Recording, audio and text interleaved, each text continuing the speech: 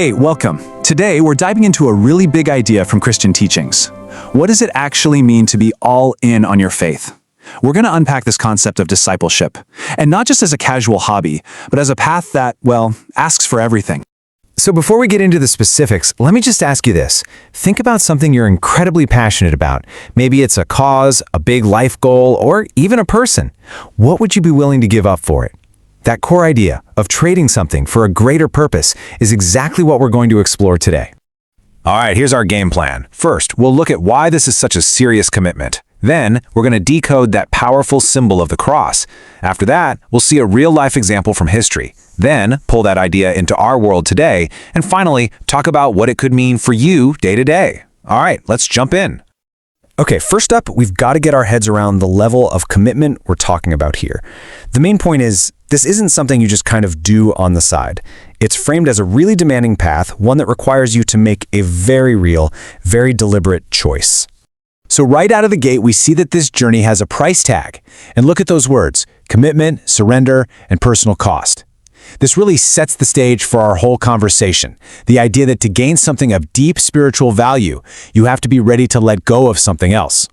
So if there's a cost involved, what does that sacrifice actually look like? Well, that brings us to section 2, and probably the most important metaphor for this whole idea, the cross. This is such a huge symbol, so let's really break down what it represents. And this verse right here from the book of Matthew, this is where the whole concept comes from. That phrase, taketh not his cross, is just such a powerful image, isn't it? It suggests it's not about just putting up with hard times, but about willingly picking up your challenges to follow this path. It's basically presented as a requirement for being worthy. Now this is where it gets really interesting, because this slide shows you the choice. Taking up the cross means you're actively choosing the stuff on the right over the stuff on the left. You're trading in things like personal convenience and maybe even popularity for things like obedience and spiritual growth. This is really the heart of the conflict, right? This is the cost we're talking about.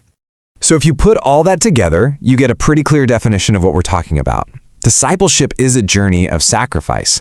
But, and this is key, the sacrifice isn't the point. The point is what that sacrifice opens the door for, reflecting Christ and fulfilling what's described as God's purpose for your life.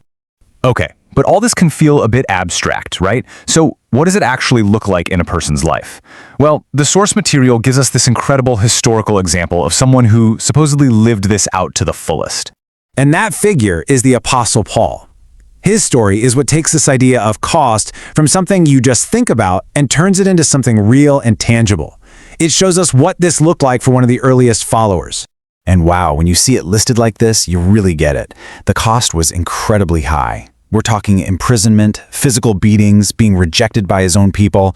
But here's the kicker, the most important part of the whole thing.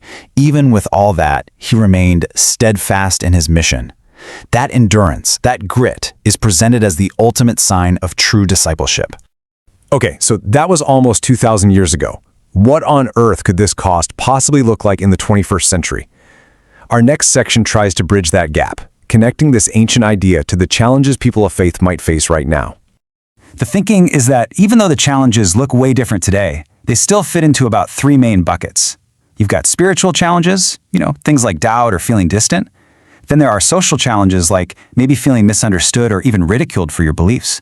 And of course, emotional challenges, like the loneliness that can sometimes come from going against the grain. So you might be asking, why would anyone sign up for this? Well, the source makes a very direct link between accepting these costs and reaching a bigger goal. It's not about looking for hardship for its own sake, but about seeing it as part of the journey toward alignment with God's purpose and making a lasting impact. Which brings us to our final and maybe most important section. This is all about putting this idea into practice. How do you take a big, heavy concept like this and make it part of your daily life? It really boils down to 2 practical steps. First step, you have to examine. Really take a hard look at your own life and pinpoint those areas where your comfort, your pride, or just your convenience might be getting in the way. And then, step 2, you commit.